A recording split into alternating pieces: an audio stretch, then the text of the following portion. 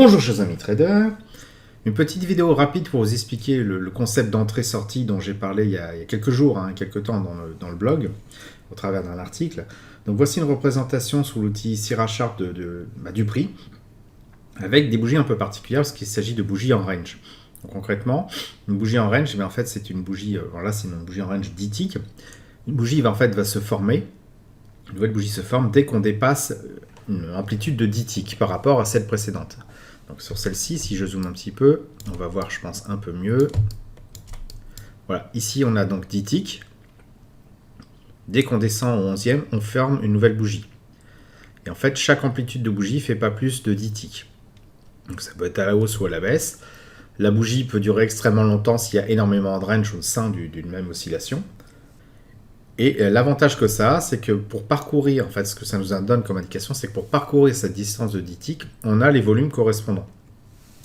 Donc on sait que si pour 10 ticks, on est habitué à avoir un volume relativement faible, donc c'est quelque chose qui découle bien, eh bien à un moment donné où le volume va augmenter considérablement, ça veut dire qu'on va avoir pas mal de friction sur cette bougie, donc c'est le cas ici, hop, pas mal de friction sur cette bougie, beaucoup d'échanges entre acheteurs et vendeurs, et donc c'est intéressant d'avoir cette information-là.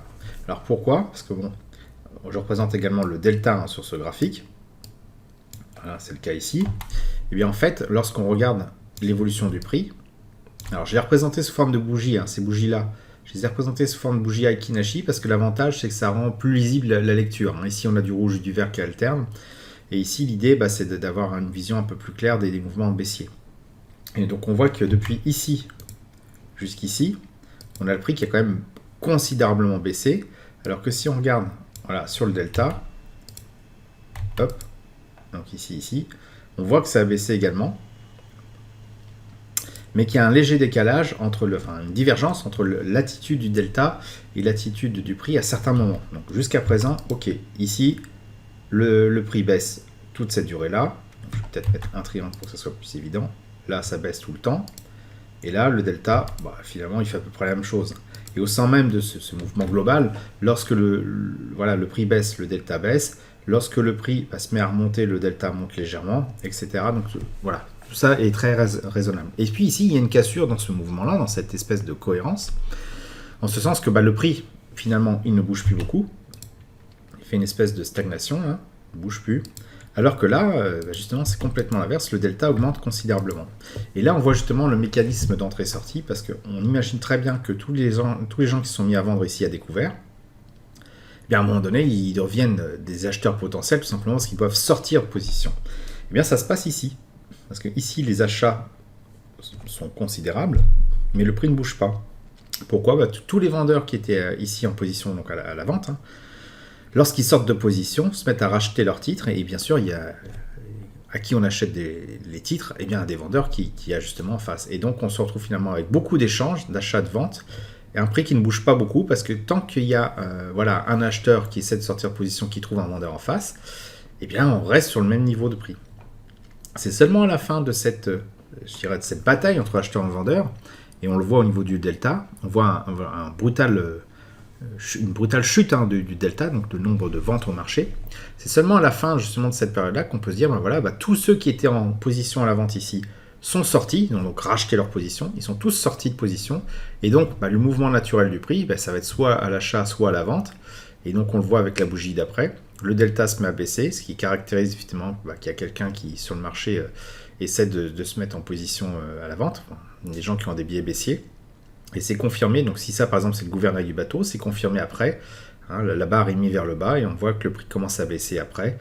Donc ça se laisse à penser que on est reparti pour une baisse assez conséquente et donc on peut surfer cette baisse-là, ici.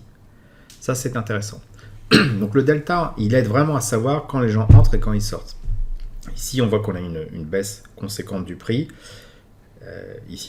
Une baisse conséquente du prix avec un delta qui a suivi. Puis à un moment donné, il y a une divergence puisque le prix ne bouge plus alors que le delta augmente. Là, c'est une caractéristique totale d'une sortie de position. Les gens sont sortis de position. Et ils rentrent à nouveau en position. Ici, il y a cette grosse bougie rouge qui apparaît là, sur le delta, alors que le prix ne bouge pas. Et effectivement, quelques temps après, le prix se met à baisser parce que les gens ont profité de ce mouvement-là pour gagner un peu d'argent. Ils ressortent de position ici, alors que le prix ne bouge pas. et ainsi de suite. Donc pour trader avec les bougies en range, alors pas forcément 10 ticks, 10 ticks c'est pour avoir un mouvement plus long, mais bon, on peut envisager des mouvements, des ticks un peu plus faibles, hein, comme 4 ticks. Pour trader avec ce type justement de bougies en range et le delta, ce qu'on va chercher, c'est des divergences de comportement entre le prix, donc c'est vrai que c'est plus facile à voir avec les bougies Aiki-Nashi, entre le prix et le delta. Ici, lorsqu'on a finalement un delta qui monte et un prix qui ne fait pas la même chose, on peut s'attendre à quelque chose d'anormal. Donc il faut essayer de comprendre ce qui s'est passé avant. Donc là, on a vu une forte baisse, une sortie de position tout simplement, et bien considérer que le delta, c'est le gouvernail d'un bateau, qui peut aller que dans position, hein, en haut ou en bas, et que le prix est lui-même la direction du bateau. Et donc si on a un fort mouvement, par exemple vers le bas du gouvernail, il faut vraiment être sûr, parce que vous voyez, ça arrive ici. Hein. Hop. Ça arrive ici. Et là, on n'a pas encore d'indication à la baisse. Il faut être sûr que le bateau amorce sa baisse pour confirmer que le gouvernail, finalement, nous indique bien la position, que ce n'est pas le barreur du bateau qui fait joujou avec le gouvernail dans tous les sens, ce qui peut arriver souvent lorsqu'on est dans des phases de range de ce type-là.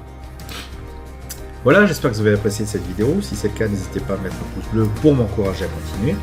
Abonnez-vous à la chaîne YouTube et activez les notifications pour ne rater aucune nouvelle publication. Je vous dis merci et à bientôt sur le blog.